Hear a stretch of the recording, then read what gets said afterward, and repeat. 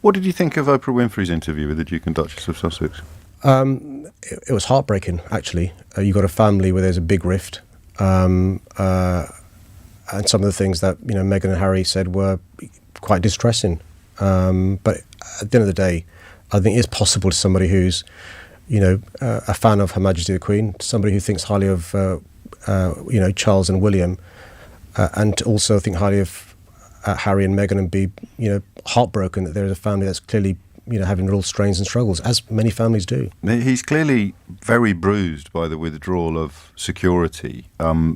I just wondered whether or not the Met is still responsible for intelligence, as in analysing threats to him and his family.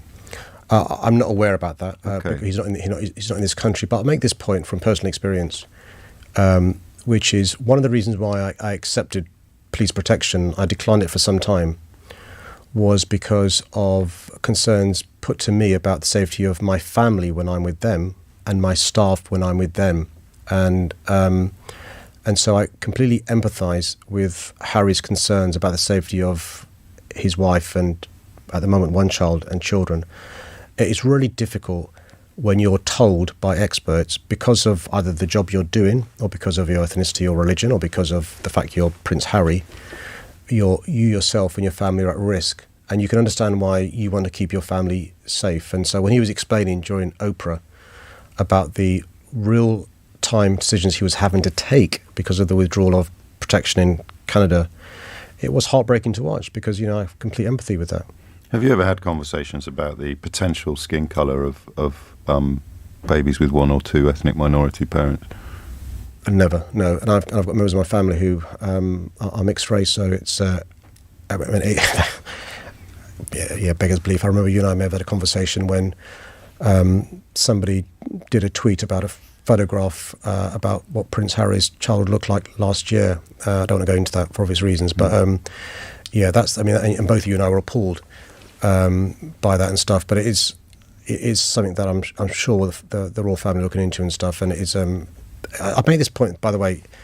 I remember I've been to Grenfell many times, James, but I particularly remember going to Grenfell community in the days after Meghan had been there. And I got to tell you, she touched people's lives in ways nobody had. And I've also met, and I myself am a good example of somebody who talks about mental ill health because Harry and William and others gave me the confidence to do so. So I think we've got to be a bit careful about assuming that because you think Her Majesty's wonderful and Charles and William is wonderful, you can't also think Harry and Meghan are wonderful. And it's not, this black and white stuff is not good in relation to, you either like somebody and hate the other person.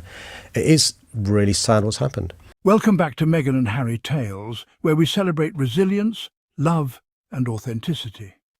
Today, we revisit a deeply emotional moment, the groundbreaking interview Meghan and Harry had with Oprah Winfrey. It was a conversation that sent shockwaves around the world, shedding light on their struggles within the royal institution. Sadiq Khan, the Mayor of London, recently shared his thoughts on the matter, offering a perspective filled with empathy and understanding.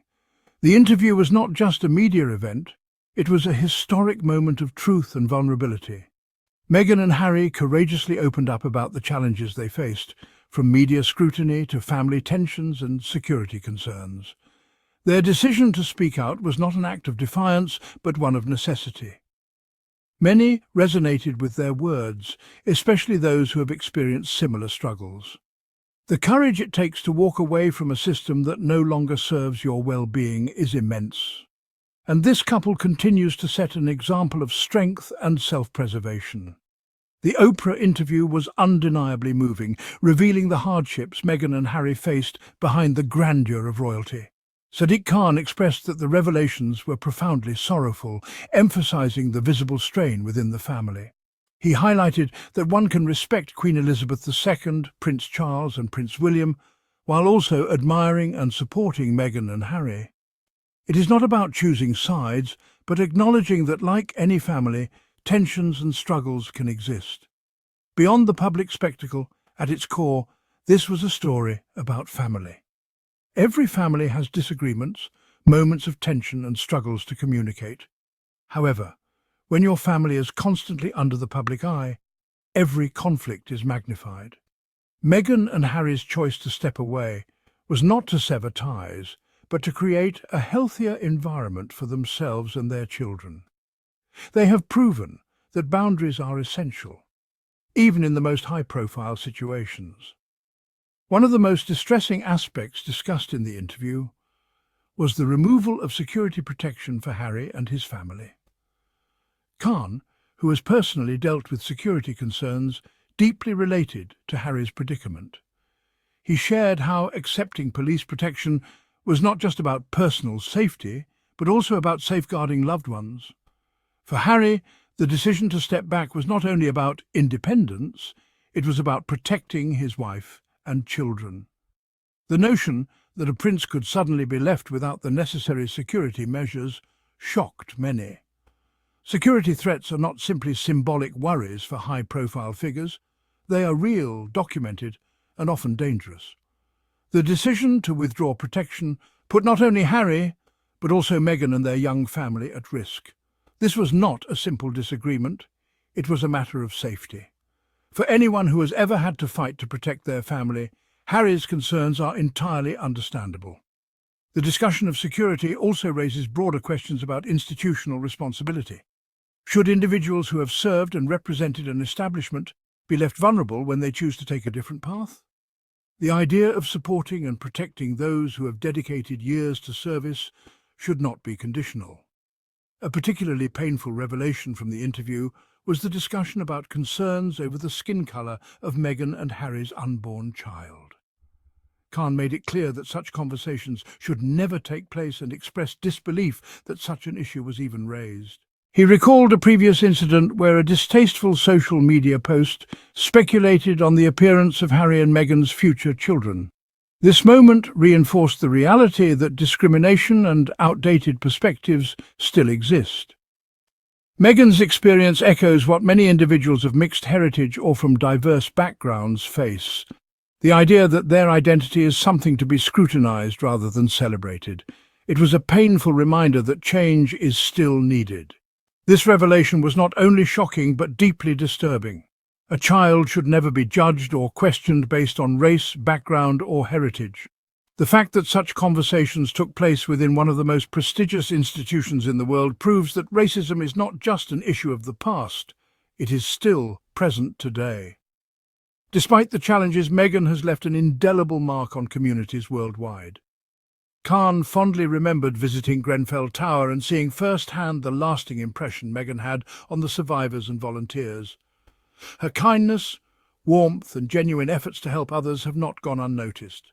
From her work on women's empowerment to mental health advocacy, Meghan has used her platform for good. The Duchess of Sussex has continuously uplifted others, ensuring that voices that have long been silenced are heard. Her humanitarian efforts, both within and outside of the royal institution, continue to inspire millions. This moment in history is not just about controversy, it is about transformation. Meghan's influence goes beyond titles and traditions. She represents a new era of leadership, one rooted in compassion, activism, and genuine connection with people. Khan made an essential point. Supporting the Queen and respecting Charles and William does not mean one cannot also support Meghan and Harry. Society often forces us to pick sides, but life is not a black and white battle of loyalty. We must embrace the complexity of human relationships, recognizing that love and understanding should always triumph over division and hostility. The media has often attempted to pit one member of the royal family against another, but this is not a competition. The focus should not be on conflict, but on reconciliation, healing, and progress. Meghan and Harry's story is not about taking a stand against an institution, but about standing up for themselves. Their journey is a testament to resilience. Instead of being defined by the challenges they faced, they have chosen to define themselves by their actions and the positive change they are bringing to the world. As we reflect on this discussion, let's choose to support, uplift, and advocate for fairness. Meghan and Harry's journey is one of courage and determination, inspiring many to stand firm in their truth. Their story is not just about royalty, it is about humanity. It is about breaking barriers, challenging outdated traditions, and embracing a future where kindness and understanding take precedence over judgment and division. We all have the power to shape narratives, to stand up against injustice, and to champion a world where love prevails over hate. Meghan and Harry are not just symbols of change, they are active participants in making the world a better place. Let's continue championing kindness, justice, and unity. If you enjoyed this discussion, don't forget to like, share, and subscribe to Meghan and Harry Tales. Until next time, stay inspired and keep spreading love.